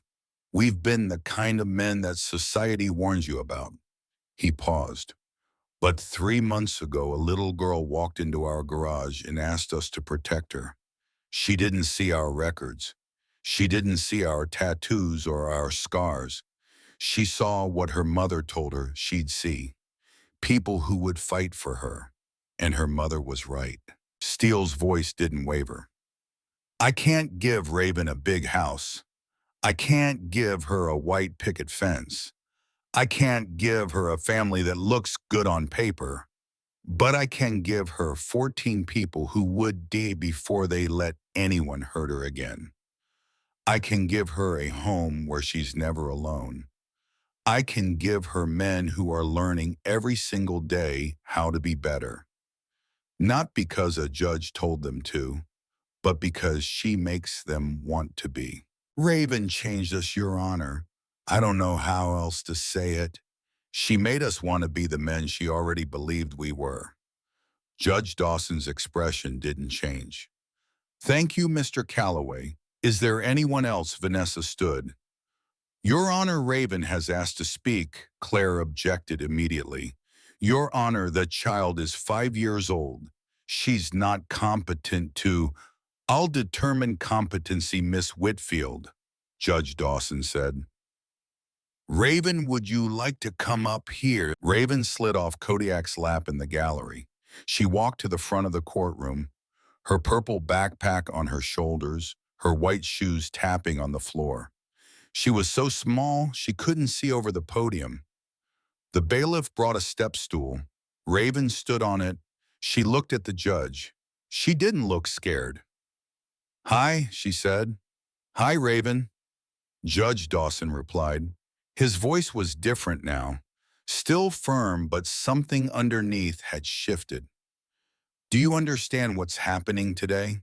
Yes, sir. Some people think my family is too scary to take care of me. And what do you think? I think they don't know what scary really is. Raven's voice was steady, clear. Scary is when your daddy hurts your mama and nobody helps. Scary is hiding in a closet and listening to crying and not being able to do anything. Scary is walking in the dark by yourself when you're 5 and you don't know if the bad man is behind you. The courtroom was silent, completely, absolutely silent. The men in my family look scary. They have tattoos and big beards and loud motorcycles. But they've never made me scared. Not one time. They learned how to braid my hair 'cause I asked. Uncle Kodiak sleeps on the floor next to my bed every night so I don't get nightmares. Uncle Smoke reads me the same book every night because I love it, and he never says no. Uncle Bishop makes me mac and cheese, and he's getting really good at it. Daddy Steele sits with me when I can't sleep, and he tells me that being brave means being scared and doing it anyway. That's what my mama taught me, and they teach me the same thing. Raven looked at Steele, then at Kodiak, then at every man in that gallery. My mama was the smartest person in the whole world. She knew Daddy was bad when nobody else did. She packed my bag and she told me where to go. She picked these men. She picked them for me. And she was right. She was right about everything. Raven turned back to the judge. Please don't take me away from my family. I already lost my mama. I can't lose them too. Judge Dawson didn't speak for a long time. He looked at his papers. He looked at Dorothy Marsh. He looked at Claire Whitfield, who for the first time had nothing to say. He looked at the gallery, at 14 men in borrowed suits and safety pin sport coats, every one of them with wet eyes and clenched jaws, the look of people who were holding themselves together by sheer force of will. Miss Marsh, Judge Dawson said, your final recommendation. Dorothy Marsh stood. She took a breath. Your Honor, in 30 years of social work, I have never seen a child heal as completely or as quickly as Raven Hartley has in the past 3 months. These men created something I didn't think was possible, a stable, loving home that also acknowledges the reality of the dangerous world we live in. Raven doesn't just feel safe, she feels seen, she feels valued, she feels loved, and she feels empowered. My recommendation is to grant permanent custody to Matt Calloway. Judge Dawson nodded. He picked up his pen. He wrote something. He set the pen down. I've been on this bench for 30 years. I've presided over hundreds of custody cases. I've seen every kind of family, traditional, non-traditional, functional, broken, and I've learned one thing in all that time. A family isn't defined by what it looks like. It's defined by what it does. He looked at Steele. Mr. Calloway, your record is concerning. I won't pretend otherwise, but the record of the past 3 months tells a different story. You and your men stepped up for this child when every system that should have protected her failed. You didn't do it for a reward. You didn't do it for publicity. You did it because a 5-year-old girl asked you to, and you haven't stopped since. He looked at Raven. Young lady, your mother would be very proud of you today. Raven's eyes filled with tears for the first time. Thank you, sir. Permanent custody is granted to Matt Calloway with continued oversight by the Department of Child Services. This court is adjourned. The gavel came down. For 1 second, nobody moved. Nobody breathed. Then Kodiak stood up. The safety pin popped out of his sport coat. The seam ripped open completely. He didn't notice. He didn't care. We did it, he said. His voice broke on the second word. The courtroom erupted. 14 men who had fought, bled, been locked up, been written off, been told they'd never amount to anything, cheered like the world had just cracked open and something good had finally come through. Raven jumped off the step stool and ran. She ran past the bailiff, past the tables, past Vanessa Cole, who was wiping her eyes, past Dorothy Marsh, who wasn't even trying to hide her tears. She ran straight to Steele. He caught her, lifted her, held her against his chest. Daddy Steele, she said into his shoulder. We're a family now, for real. We were always a family, sweetheart. Now it's just on paper. Kodiak was next. Raven reached for him and he took her from Steele and held her like she weighed nothing and meant everything. Smoke put his hand on her back. Bishop closed his eyes and his lips moved silently, and nobody asked what he said. Rust was crying openly and didn't care who saw. Hammer and Cold and Ridge and Axel and Tank and Knox and Gage and Viper and Falcon and Flint. Every one of them pressed close hands on shoulders, arms around each other, surrounding this tiny girl the way they had from the very first night. Claire Whitfield packed her files quietly. At the door, she paused and looked back at the group.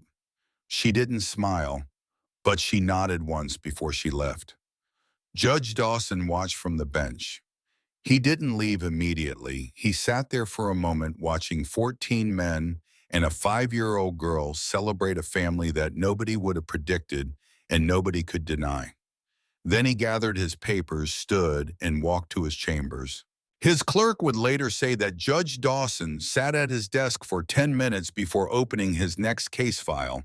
When asked if he was all right, he said, "Some days this job takes something from you. Today, it gave something back." Outside the courthouse, the sun was high. 14 Harleys gleamed in the parking lot. Raven sat on Steele's bike engine, off feet, nowhere near the pedals, and pretended to drive. Where are we going, Daddy? Steele home. The compound home. The only home that matters.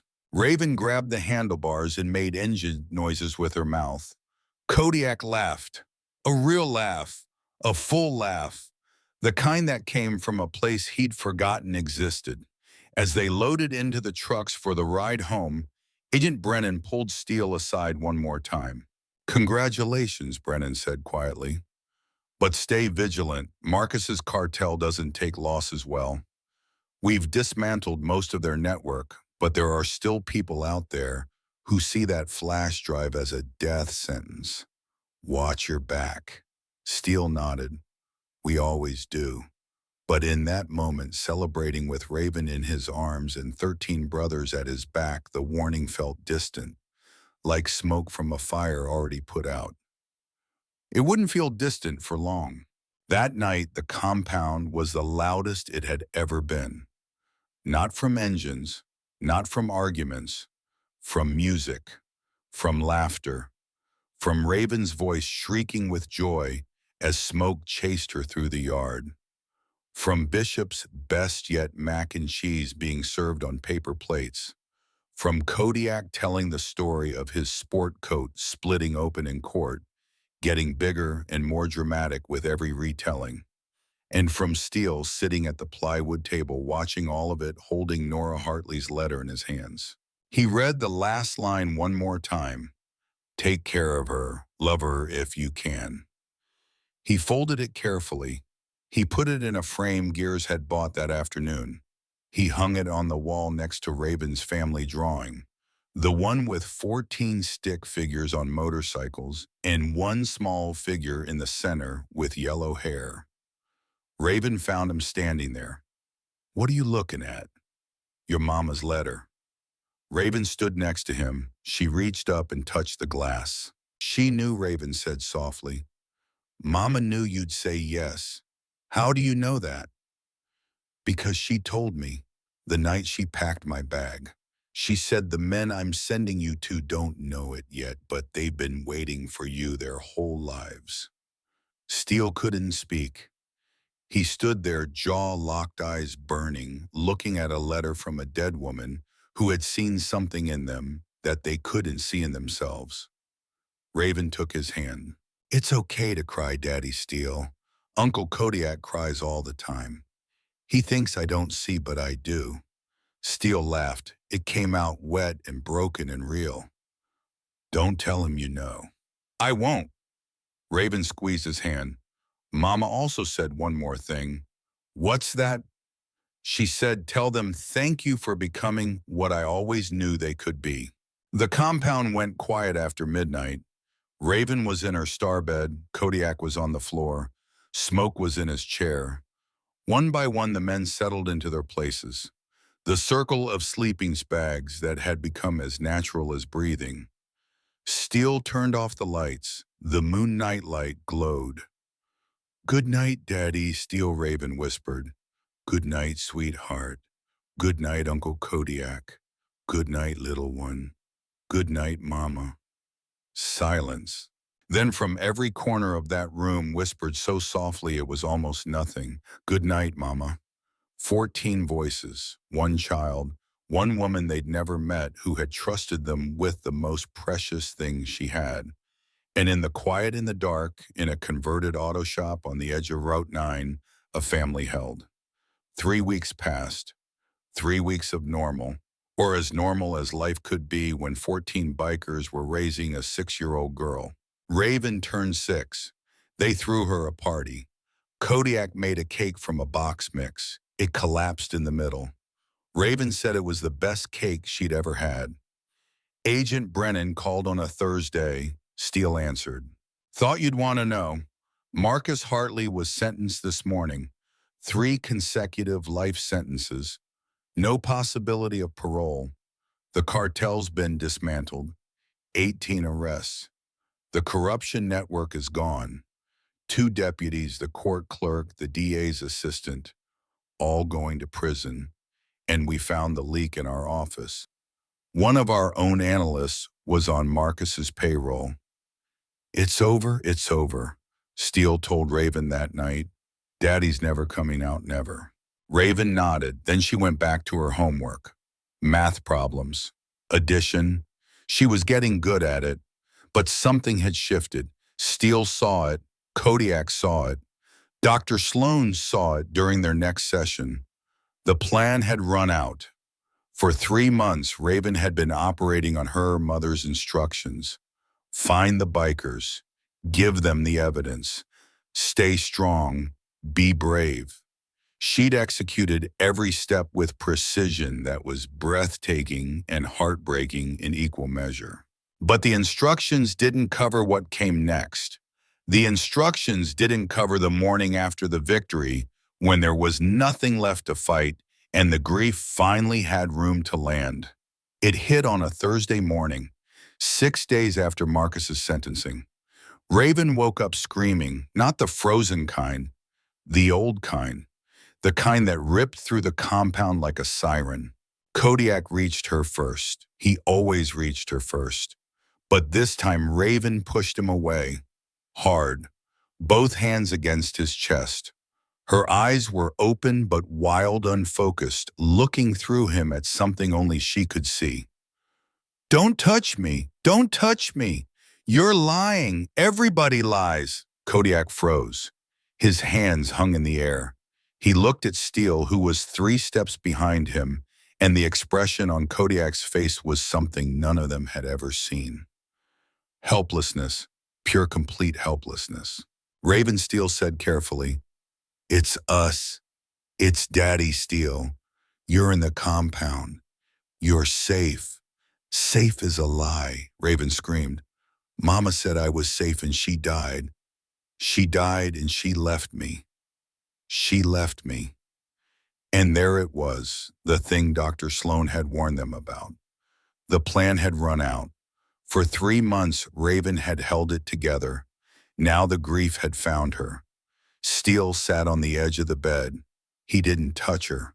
He didn't try to fix it. He just sat there. "She stayed because she couldn't leave," he said quietly. "She stayed because if she ran with you, your daddy would have found both of you. She stayed so you could get out. But I needed her. I need her. I don't want a plan. I don't want a backpack. I don't want evidence. I want my mama." Every man in that compound felt it, in their chests, in their throats, in the places they'd spent years building walls around. Russ turned away. Smoke pressed his fist against his mouth. Hammer walked to the far corner and stood with his back to the room because he couldn't watch a little girl break apart and hold himself together at the same time. Kodiak knelt down on the floor beside the bed. His eyes were red. His voice was barely a whisper. "Raven, can I tell you something?" She didn't answer. She was crying too hard to speak. "I lost my mama too," Kodiak said. "I was 9. She got sick and she didn't get better. And I remember the thing that hurt the most wasn't that she was gone. It was that I was mad at her for leaving, and I felt so guilty about being mad because she didn't choose to leave. She just had to." Raven's sobs slowed. She was listening. "Your mama didn't choose to leave you either. She chose to save you. Those are 2 very different things. And I know it doesn't feel different right now. Right now, it just hurts, and that's okay. You're allowed to hurt. You're allowed to be mad. You're even allowed to be mad at her. Because that's what love does sometimes. It hurts so bad you can't breathe." Raven wiped her face with both hands.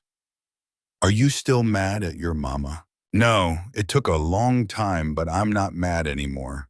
Now I'm just grateful. Grateful for every day I had with her. And grateful that she taught me how to love people. Because if she hadn't, I wouldn't know how to love you." Raven looked at him. Really looked. Through the beard and the tattoos and the sid and the scars. She looked at the man underneath, and she climbed off the bed and into his arms. Kodiak held her. He held her like he was trying to absorb every ounce of pain she carried. His massive frame curled around her small body, and he closed his eyes and he rocked her gently, and he didn't say anything else because there was nothing else to say. The healing started that day. Slow, uneven, but real. Dr. Sloan increased their sessions to twice a week.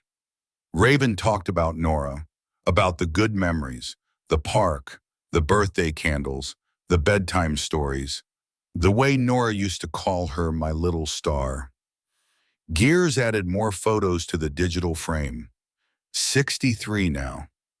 Raven would sit and watch them cycle through telling stories about each one. That was at the library. Mama loved books. That was when we made cookies. I got flour everywhere. That was the day Mama told me I was the best thing that ever happened to her. 6 months after the hearing, Raven was 7. She was thriving. School was good. Friends were good. The nightmares had mostly stopped. Kodiak had graduated from sleeping on the floor to sleeping in a cot nearby. And then Raven noticed something. A girl in her class, a girl named Ava, 7 years old, blonde hair, quiet. She came to school with bruises on her arms that she said were from falling. Raven knew better. She sat next to Ava at lunch one day and said, "I know you don't really fall down. I used to say that too." Ava looked at her with eyes that Raven recognized, the same eyes she'd had a year ago, full and empty at the same time. "How did you know?" Ava whispered. "Because I'm the same as you, and I found people who help me. I can help you find them too. I'm scared. I know. Being brave means being scared and doing it anyway. My mama taught me that." My mama taught. Ava cried right there in the cafeteria over a peanut butter sandwich and a carton of milk. Raven handed her a napkin and sat with her until the bell rang and didn't say another word. Because sometimes sitting is enough. That afternoon, Raven came home and told Steele everything. Her daddy hits her mama, and sometimes he hits Ava too, on the arms where the sleeves cover it. Steele's jaw tightened. Did she say anything about wanting help? She said she doesn't know who to trust. I told her I didn't either until I found you. Steele called Dorothy Marsh that evening. Dorothy called the new sheriff's department, the clean one, rebuilt from scratch after the corruption purge. An investigation was opened. Within a week, Ava's father was arrested. Ia and her mother were moved to a shelter. Dorothy handled the placement personally. On the day Ava left school for the shelter, she found Raven at recess and hugged her. "You saved me," Ava said. "No, you saved yourself. I just showed you the door." Raven went home that day and announced that she was starting a club. "It's called Bravehearts," she said at dinner, standing on her chair so everyone could see her. "It's for kids like me and Ava. Kids who've seen bad things. We're going to meet every Saturday and I'm going to teach them what Mama taught me." "What's that?" Kodiak asked. "How to be brave, how to keep evidence, how to find safe people, and how to help other kids who need it." 14 men looked at a 7-year-old girl standing on a chair announcing that she was going to build an organization dedicated to protecting abused children. Standing on a chair in a Hells Angels compound, wearing truck pajamas with Bishop's mac and cheese still on her chin. "Where do we sign up?" Smoke said. The first Bravehearts meeting that happened in the following Saturday. 4 children came. Raven sat them in a circle in the compound's main room with Kodiak and Steele and Bishop standing nearby. Not hovering, just present, just visible, just big enough to make any child feel that nothing in the world could hurt them here. Raven opened her purple backpack.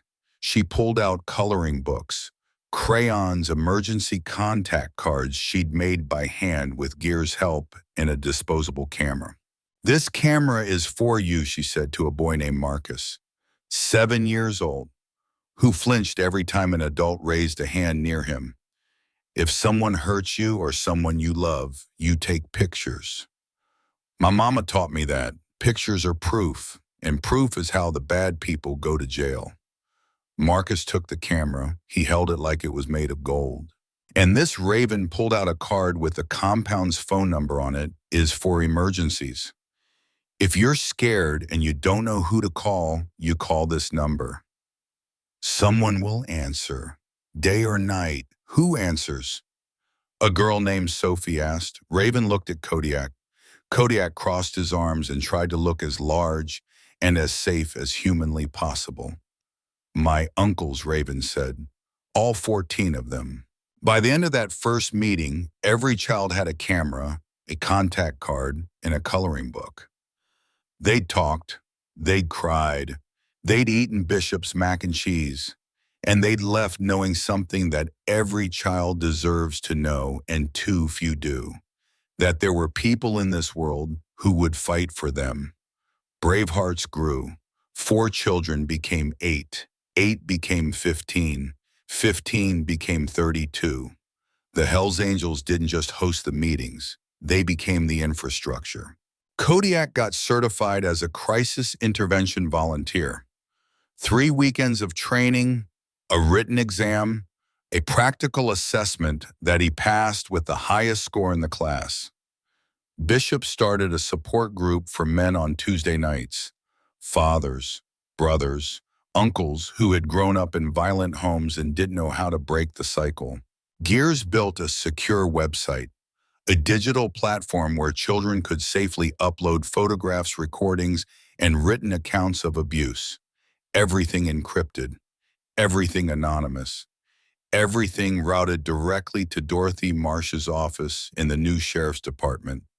Within 6 months, the platform had been used in 11 cases. 9 led to arrests. Smoke taught self-defense classes every Thursday. Teenagers mostly.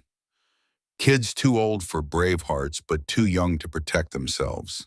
The local police department started calling the compound directly, not for crime, for domestic situations where traditional approaches had failed. The new sheriff, a woman named Patricia Vega, told a newspaper reporter, "The Hells Angels have a 100% success rate on domestic calls. There's something about a 6'5" biker showing up at an abuser's front door. It communicates something a badge alone can't." But then came the night that tested everything they built. It was a Tuesday, 2 months after Bravehearts started. Raven had just finished her homework. Kodiak was helping her practice spelling words. Steele was going over the books for the motorcycle repair shop. Bishop was in the kitchen making dinner. Then the windows shattered. Glass exploded inward. 4 Molotov cocktails, homemade, crude, but effective. Fire bloomed across the garage floor. Raven Steele was already moving. He grabbed her, lifted her, ran for the back room. Kodiak was right behind them. "Bishop, get the extinguishers." Smoke appeared from the side room with a fire extinguisher already in hand. "Falcon Rust, get water."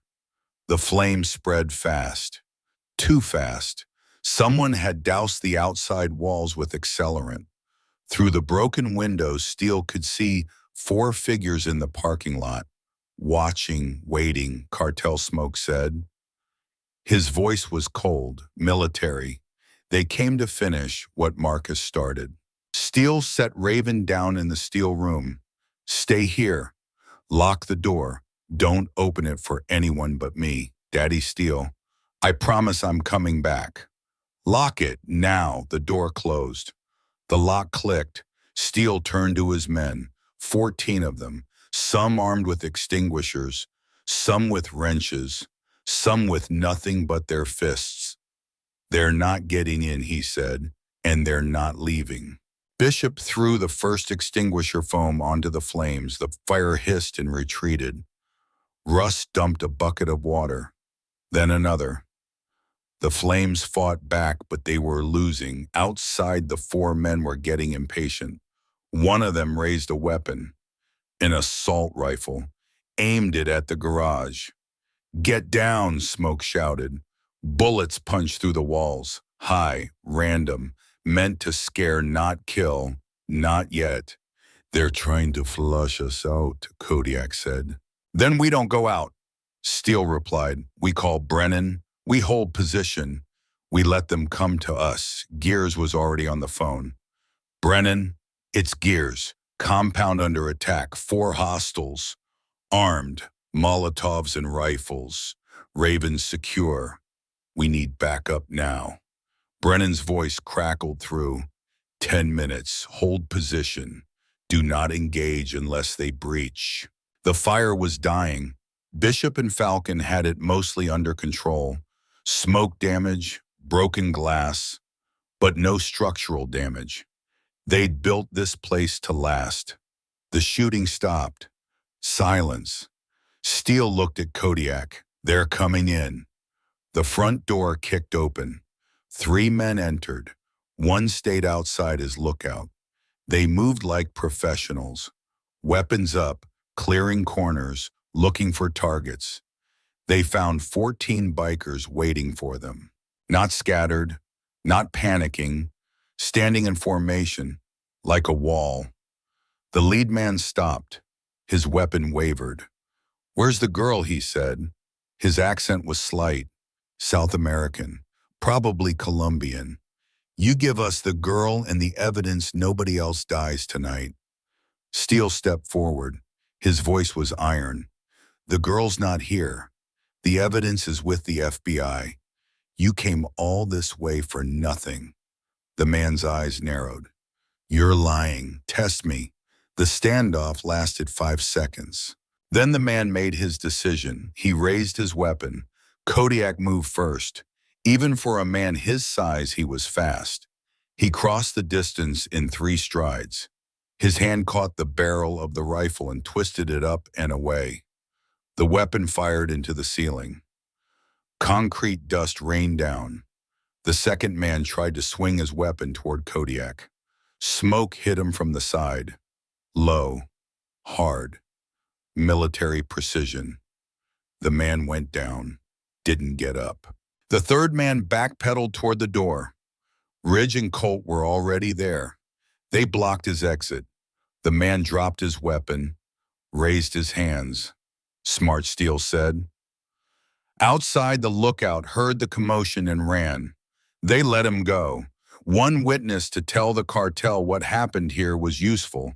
Steele zip-tied the 3 men. Kodiak checked them for other weapons. Found 2 pistols and 3 knives. Sirens approached. Not just Sheriff Vega, FBI. Agent Brennan had called in everyone. Steele walked to the steel room. Knocked 3 times. The door opened. Raven stood there, eyes wide, but not crying, not shaking. "Is it over?" "Yes, sweetheart, it's over. This time for real." "Did the bad men get past you?" Steele smiled. "Not one of them." Raven looked past him at the compound, at the broken windows, the scorch marks, the 3 zip-tied men on the floor. "Uncle Bishop's kitchen is on fire," she said. Bishop appeared behind Steele. His face was covered in soot. "We'll fix it, little one. We always do." Within the hour, the compound was swarming with law enforcement. Sheriff Vega, Agent Brennan, 4 more FBI agents. The 3 attackers were taken into custody. Brennan pulled Steele aside. This was the last of them. The remnants of Marcus's network. "We've been tracking them for weeks. They were desperate. Stupid. Now they're done." "You sure?" Brennan nodded. "The cartel's leadership is in prison. The local operation is dismantled. The evidence from Nora's drive has been used in 16 convictions so far. There's nobody left who wants revenge badly enough to try again." Steele looked at the compound, at his men cleaning up glass and boarding windows, at Raven sitting on the plywood table watching them work with her purple backpack in her lap. "We're going to need better security," he said. Brennan smiled. "I'll see what I can do." 1 year after Raven had walked into the compound barefoot and bleeding, Steele told the men they were building something. Not a room, not an addition, a garden, behind the compound, in the patch of dirt that used to hold nothing but weeds and oil stains. For Nora, he said. That was all he needed to say. They worked for 2 days. 14 men who could strip a motorcycle engine in an hour but had never planted a flower in their lives. Bishop looked up gardening tutorials. Gears ordered plants online. Kodiak dug holes that were twice as deep as they needed to be because he didn't know how deep was enough and figured more was better. They planted lavender because Raven said her mama's perfume smelled like vanilla and lavender. They put in a bench, wooden, hand-built by Smoke, slightly crooked but solid, and in the center a flat stone with words that Raven had chosen herself. To Nora Catherine Hartley, who knew monsters could have the softest hearts. The morning of the anniversary, Raven placed a letter on the stone. She'd written it the night before lying in her starbed, with the photo frame cycling through images of her mother's face. She read it aloud. Every man stood behind her. Nobody interrupted, nobody breathed. Dear Mama, it's been 1 year since you packed my bag and told me to run. I want you to know that I ran as fast as I could, and I found them just like you said I would. The men with the loud bikes, the good kind of scary. You were right about everything, Mama. You were right that they would protect me. You were right that I needed to be brave. You were right that the world needs people who see bad things and don't look away. Daddy Steele makes really good pancakes now. Uncle Kodiak still sleeps next to my bed. His back hurts sometimes, but he won't stop. Uncle Smoke still reads me the same book every night. I still haven't told him to stop. Uncle Bishop's mac and cheese is almost as good as yours. Almost. I started something called Bravehearts. It's for kids like me. Kids who've seen the bad things. I give them cameras and phone numbers, and I tell them what you told me. That being brave means being scared and doing it anyway. 32 kids so far, Mama, and I'm not stopping. I miss you every single day. But I'm not sad the way I used to be. Now, when I miss you, I look at your pictures and I remember the good things. The swings at the park, the birthday candles, the funny faces in the mirror, the way you called me your little star. I am your little star, Mama, and I'm shining as bright as I can. I love you more than all the stars. Raven. She placed a letter on the stone. She touched the lavender. She stood up. Behind her, 14 men were wrecked. Kodiak had given up any pretense of composure. Tears ran freely into his beard. Smoke's jaw was clenched so hard a muscle jumped in his cheek. Rust had his arm around Axel, and neither of them would ever admit it later, but neither of them pulled away. Bishop's lips were moving silently. Hammer and Colt and Ridge and Knox and Flynn and Tank and Gage and Viper and Falcon stood shoulder to shoulder in a line like soldiers at attention, honoring a woman they'd never met, who had given them the greatest gift of their lives. Steele stood directly behind Raven. He didn't cry. His eyes were red and his throat was tight and his hands were shaking. But he didn't cry, because Raven turned around and looked up at him with those eyes. Blue, enormous, no longer empty, but full, so full, and she smiled. Thank you, Daddy Steele. For being what Mama knew you could be. Steele knelt down. He took her hands. Your Mama saved us, Raven, not the other way around. She sent you to us because she knew we were broken, and she knew that the only thing that could fix us was you. Mama was smart like that, the smartest. Raven hugged him. Not the fast, fierce hugs from the early days. A slow one, a settled one. The hug of a child who knows she's home and doesn't need to hold on tight because she knows nobody's letting go. That evening, the compound was alive. Music played. Bishop grilled burgers, a new skill learned from YouTube, slightly charred, but nobody complained.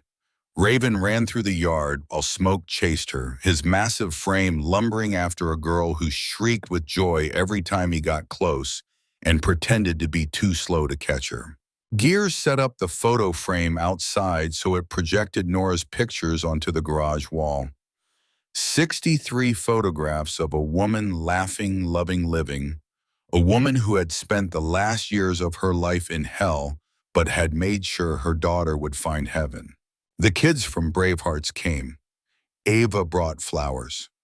Marcus brought a card he'd made. Sophie brought cookies her mother had baked. Her mother, who was safe now, who was healing now because a 7-year-old girl with a purple backpack had shown her daughter how to be brave. At the end of the night, when the music had faded and the burgers were gone and the kids had been picked up by parents who hugged their children a little tighter than usual, Raven sat on the front step with her backpack beside her. Steele sat next to her. Daddy Steele. Yes, sweetheart. Do you think Mama can see all this? The garden and the Bravehearts and the pictures and everything? Steele looked at the sky, clear, full of stars. Every single one. I think she's got the best seat in the house. Raven leaned against him. I'm going to help every kid who needs it. Every single one, no matter how long it takes. I know you will. Because that's what Bravehearts do. That's what Bravehearts do. 20 years later, Raven Elizabeth Hartley, 25 years old, stood in front of the FBI Academy in Quantico, Virginia. She wore a navy blue suit, a badge clipped to her belt, a pin on her lapel, the Bravehearts logo, a purple backpack with wings. She graduated top of her class, criminal psychology, specialization in crimes against children. Behind her, 14 men stood in a semicircle. Older now, hair gray or gone, beards longer, bodies slower, but still there, still standing.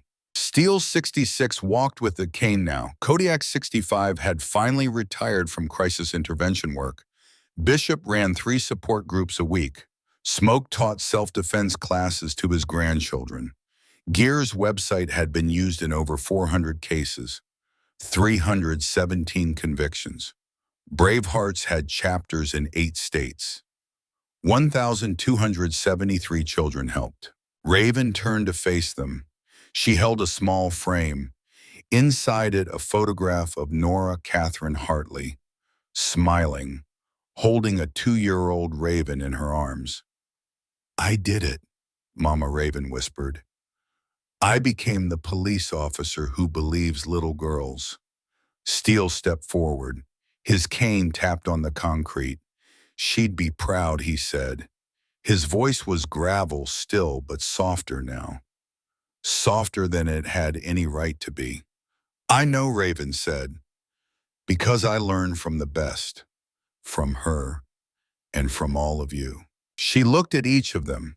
At Kodiak, who'd held her finger through 100 nightmares. At Smoke, who'd read the same book 600 times. At Bishop, whose mac and cheese had become legendary. At Rust and Hammer and Cold and Ridge and all of them. At the men who'd looked like monsters and turned out to be heroes. At the family that paper said shouldn't exist but did anyway. We should get going, Kodiak said. Long drive back to Tennessee. Wait, Raven said. She pulled out her phone. She held it up. One picture. For the wall at the compound. They gathered around her, 14 bikers and 1 FBI agent, a family that nobody would have predicted and nobody could deny. Raven set the timer, ran back, squeezed in between Steele and Kodiak. The camera clicked. In that photograph, you can see everything. The wrinkles and the gray hair and the matching Bravehearts pins they all wore now. You can see the love and the pride and the impossible truth that sometimes the most broken people become the best healers. And if you look very closely in the reflection of the glass behind them, you can almost see a woman with blonde hair and a gentle smile watching over them all. Back at the compound that night, they hung the photograph on the wall, right next to Nora's letter, right next to Raven's childhood drawing of 14 motorcycles in a circle, and beneath it in a child's careful handwriting from 20 years ago preserved under glass, Bravehearts rule number 1. Being brave means being scared and doing it anyway. Rule number 2. You are never alone. Rule number 3. The scariest looking people sometimes have the biggest hearts. And underneath in Kodiak's large, uneven handwriting, rule number 4: family isn't about blood, it's about who shows up. Raven stood in the compound one last time before heading back to Quantico for her first assignment. She touched the purple backpack hanging on the wall, the one that had carried evidence and hope and the future of a 5-year-old girl who refused to give up. "Thank you," she whispered, to Nora, to the men, to the compound itself. "Thank you for being exactly what I needed when I needed it most." Outside, 14 Harleys sat in a perfect row, their engines cold, their chrome gleaming under the Tennessee moon. And somewhere in a heaven that looked an awful lot like a kitchen, with star-shaped pancakes and lavender-scented air, a woman named Nora Catherine Hartley smiled, because her little star was shining, just like she'd always known she would. Some stories don't end with justice served. They end with a little girl who found 14 monsters and turned them into the best family she'd ever known, who proved that courage doesn't have an age limit, that heroes ride loud motorcycles and have scarred hands and gentle hearts, that the most dangerous thing in the world isn't a man with a gun or a network with power or a system that fails.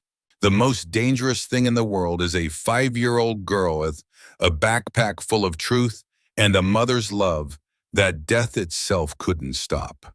And that little girl is still out there, still carrying her backpack, still shining bright as every star in the sky.